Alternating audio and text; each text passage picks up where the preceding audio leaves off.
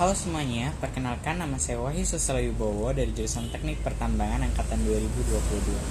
Pada hari ini saya akan mengemukakan opini saya mengenai reklamasi dan pasca tambang yang ada di Kepulauan Bangka Belitung. Saya akan membuka kalimat opini atau deskripsi opini saya dengan sebuah quote yang berbunyi, "Bumi tidak mewarisi kita dari nenek moyang, tapi meminjamkannya dari kita ke anak cucu kita nanti.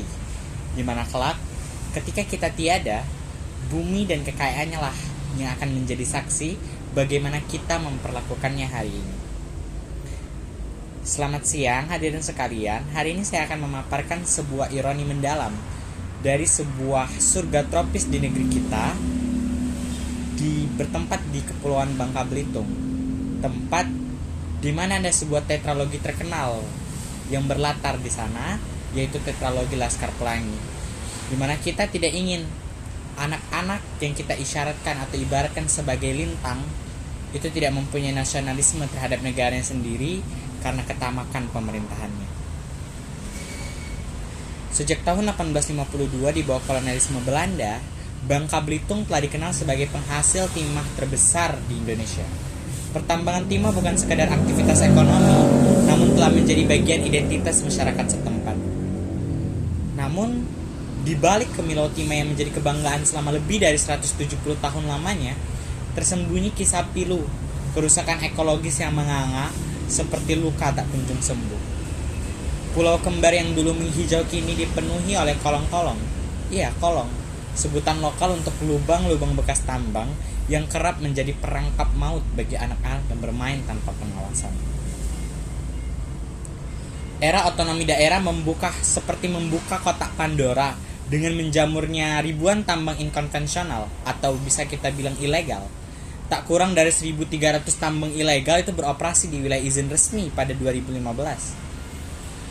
Perusahaan-perusahaan raksasa kini menguasai konsesi seluas 426.000 hektar, wilayah yang sangat luas untuk dapat dijadikan sebagai pulau pribadi yang melintasi daratan dan lautan Bangka Belitung tentunya.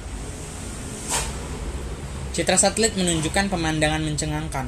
Pulau yang dulunya hijau kini dipenuhi bercak-bercak kelabu dan kolam-kolam bekas galian. Deforestasi skala besar telah menghapus jejak hutan primer dan sekunder yang ada di Kepulauan Bangka Belitung tentunya. Tanah yang tersisa sekarang memiliki pH hanya 3,5 sampai 4,5.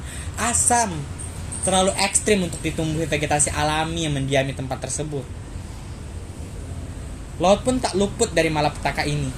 Kekeruhan air mencapai 250 sampai 350 magnesium per liter, jauh melampaui batas aman 80 magnesium per liter.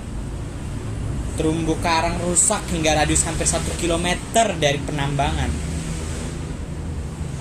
Para nelayan meratap bahwa tangkapan ikan mereka anjlok 40-60% besarnya dibanding sebelum era tambang merajalela. Ikan-ikan pun tak mau terkena dampaknya. Ikan-ikan pada mati atau melarikan diri menjauh dari pesisir yang tercemar, takut untuk menjadi korban selanjutnya. Pantai-pantai eksotis yang dulu menjadi magnet wisatawan perlahan menghilang, tergerus abrasi dan perubahan garis pantai akibat pengerukan pasir laut. Di luar kerusakan fisik, pertambangan timah juga menimbulkan luka sosial yang dalam. Konflik antara perusahaan tambang dengan nelayan dan petani kerap terjadi di sana. Ketergantungan ekonomi pada sektor pertambangan itu menciptakan kerentanan terhadap masyarakat akibat fluktuasi harga timah di pasar global. Kesehatan masyarakat pun menjadi taruhan dengan kontaminasi sumber air tanah oleh logam berat dan peningkatan kasus penyakit pernapasan di kalangan penduduk sekitar wilayah tambang. Indonesia sebetulnya memiliki perangkat hukum yang mumpuni untuk mengatur pertambangan yang berkelanjutan. UU nomor 3 2020, PP nomor 78 tahun 2010, hingga di Perda Provinsi Kepulauan Bangka Belitung pun pada nomor 7 tahun 2014 dan nomor 18 tahun 2018 telah mengatur detail tentang kewajiban reklamasi dan pasca tambang. Namun ironis, sangat ironis, meski punya senjata regulasi yang lengkap, implementasinya tetap lumpuh. Dari rencana reklamasi 2.500 hektar untuk periode 2018 sampai 2022, hanya 1.200 hektar yang berhasil ditangani dengan tingkat keberhasilan vegetasi yang menyedihkan. Hanya 60%. Reklamasi bukanlah sekedar kewajiban legal, melainkan keharusan moral dan ekologis yang tidak dapat ditawar. Penambangan menciptakan luka menganga pada permukaan bumi, berupa lahan yang terbuka yang sangat rentan terhadap erosi, longsor maupun pencemaran air. Tanpa reklamasi yang memadai, area bekas tambang dapat menjadi bom waktu yang sewaktu-waktu meledak menjadi bencana. Implementasi good mining practice menawarkan secercah harapan. Beberapa perusahaan telah mulai mengadopsi sistem penambangan modern yang meminimalisir dampak negatif terhadap lingkungan. Namun, efisiensi pemanfaatan sumber daya masih rendah, dengan recovery rate hanya sekitar 60-65%. Ironi ini semakin pahit, mengingat timah merupakan sumber daya tak terbarukan yang jumlahnya semakin menipis. Upaya reklamasi di Bangka Belitung juga bukanlah jalan yang mulus. Karakteristik geologi dan hidrogeologi lahan bekas tambang memiliki tingkat keasaman tinggi, menciptakan kondisi ekstrim yang menantang proses revegetasi. Situasi diperparah nih dengan maraknya penambangan ilegal yang beroperasi, bahkan di area yang telah direklamasi.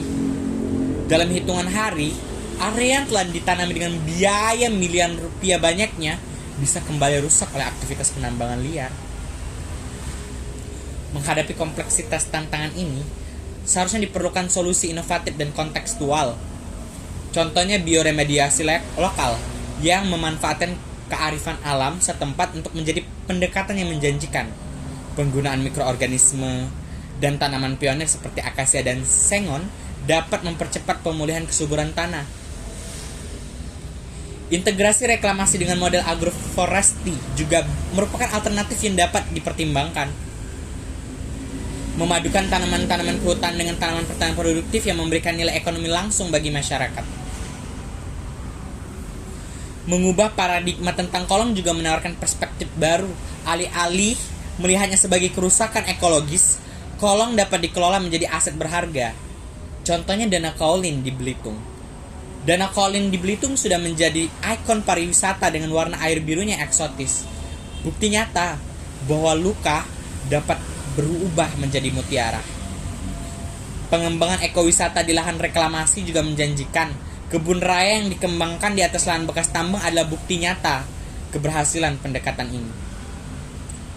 Reklamasi berkelanjutan di Bangka Belitung itu membutuhkan orkestrasi harmonis dari berbagai pemangku kepentingan. Perusahaan tambang perlu mengubah paradigma reklamasi dari yang sekedarnya kewajiban legal menjadi investasi jangka panjang. Pemerintah memiliki peran krusial dalam memperkuat pengawasan dan penegakan hukum mengenai reklamasi dan pasca tambang ini. Regulasi yang baik tanpa penegakan yang tegas ibarat macan ompong yang tak dapat mengunyah mangsanya. Akademisi dan lembaga penelitian berkontribusi vital melalui pengembangan teknologi reklamasi yang sesuai karakteristik lokal. Masyarakat bukan sekedar objek pasif, melainkan subjek aktif yang menentukan keberhasilan program jangka panjang. Lembaga swadaya masyarakat dapat memainkan peran strategis sebagai watchdog, sekaligus fasilitator dalam mendorong praktik pertambangan berkelanjutan. Kerusakan ekologis di Bangka Belitung bukan takdir yang tak terelakkan. Pertambangan bukanlah musuh utama. Tata kelola buruk dan pengawasan yang lemah yang menjadi akar masalah. Bangka Belitung kini berada di persimpangan sejarah. Pilihan untuk memulihkan luka ekologis atau membiarkannya menganga ada di tangan kita. Reklamasi bukan beban finansial, melainkan investasi untuk masa depan berkelanjutan. Tempat ekonomi dan ekologi berdansa dalam harmoni sempurna. Seperti pepatah setempat, kalau bukan kita, saya ulangi, seperti pepatah setempat bilang, kalau bukan kita yang menanam, siapa lagi yang akan menikmati buahnya? Saatnya kita mewariskan Bangka Belitung yang lebih hijau dan lestari kepada anak cucu kita. Saya membukanya dengan quotes, maka saya akan tutup dengan quotes yang baik pula, di mana quotes itu berkata, alam semesta adalah cermin dari perbuatan kita. Bila kita merawatnya dengan kehati-hatian, ia akan membalas kita dengan keseimbangan. Bila kita merusaknya dengan ketamakan, ia akan membalas dengan kehancuran. Pilihan sekali lagi ada di tangan kita, namun konsekuensinya akan dirasakan oleh anak cucu kita nanti. Saya Wahyu Susilo Wibowo, pamit undur diri. Mohon maaf apabila ada kata-kata yang salah, kepada saya mohon ampun. Wassalamualaikum warahmatullahi wabarakatuh.